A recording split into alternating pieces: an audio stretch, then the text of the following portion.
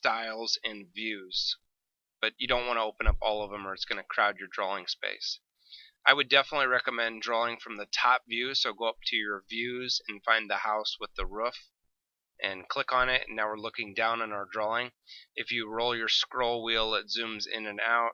If you push your scroll wheel as a button, it orbits and spins you around your drawing environment, and that's a good way to control where you're drawing as you work. So we're going to go top view, and then you're going to start laying out the different rooms in your plan.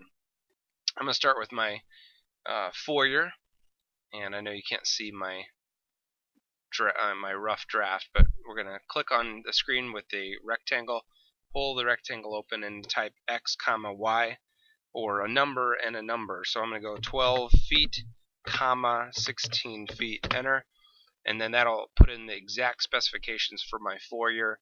You can check your measurements with the tape measure and just make sure that yes, it is indeed 12 feet by 16 feet. It's important that the next room that gets put in is separated by 4.5 inches. So take your tape measure tool, click on the edge. I like to click when it's red, not at the end point. It's just a little more user friendly right here. Pull this over and type 4.5. You don't need to put inches. It assumes inches whenever you type a number. Enter.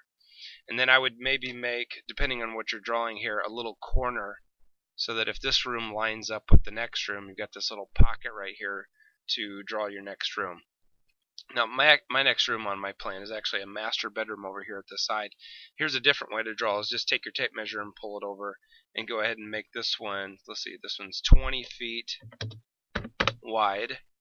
It lines up with the bottom of the foyer, so I'll go ahead and put a line there for me, and then it's going to extend up a little bit more. So I'm just laying out how I want my room to look. This goes up 4 feet.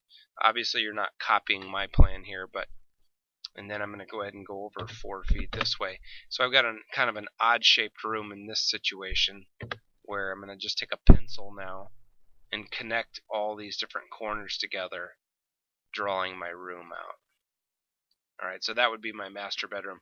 Probably be a good idea to label these as you go. That way you don't lose track of where you're actually at. I would probably click on the 3D text tool down at the bottom as the capital A, or wherever it's located. Type in all capital letters the name of the room. So we'll turn our caps lock on. Return down, and then type this size. Technically it's X comma Y, or 12 feet by 16 feet, but I'm not going to nitpick, if you reverse these numbers.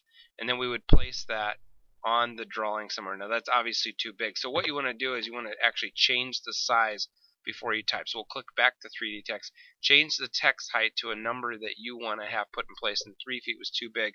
Let's just do 9 inches this time. So shift quotes gives me inches, and then we'll put in the room again. And let's place it and see how it looks. Yeah, that looks a lot better. So we're going to go ahead and place foyer there. We're going to do another one. The height should be set now. This is the master bedroom. If you want to abbreviate, that's fine where necessary.